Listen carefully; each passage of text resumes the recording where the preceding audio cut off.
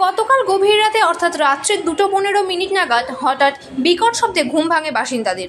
24/3 শিরিষচন্দ্র চৌধুরী লেনের একটি কারখানার পাঁচিল দীর্ঘদিন ধরেই হেলেছিল অভিযোগ কারখানার পার্শ্ববর্তী বাড়ির বাসিন্দাদের। গতকাল গভীর রাতে কারখানার পাঁচিলের একাংশ ভেঙে পড়ে পার্শ্ববর্তী দুটি বাড়িতে। সেই সময় গভীর ঘুমে আচ্ছন্ন ছিলেন বাড়ির বাসিন্দারা। বাড়ির একাংশ ভেঙে পড়ে প্রাণ হাতে কোনো রকমই ঘর থেকে বাইরে বের হন তারা।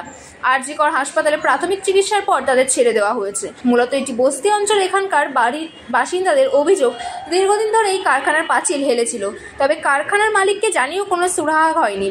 গতকাল রাতেও কারখানার মালিককে বহুবার ফোন করা হলেও কোনো উত্তর মেলেনি কারখানার মালিকের তরফ থেকে। ঘটনাটা হয়েছিল কালকে রাত্রিবেলায় 2:15 নাগাদ। হঠাৎ দেখি দাম করে একটা আওয়াজ কি বেরিয়ে দেখি সব ঝরে ঝরে পাঁচিলটা ভেঙে ঘরের ওপর দিয়ে পড়ছে। এবার মেয়ে নিচে শুয়ে আছে, মাসি শুয়ে আছে, বউ শুয়ে আছে, সবারই লেগেছে। মাথায় মেয়ের লেগেছে, বউয়ের পায়ে লেগেছে, পিঠ পড়েছে। এই অবস্থায় এখনও এরকম অবস্থায় পড়ে আছে।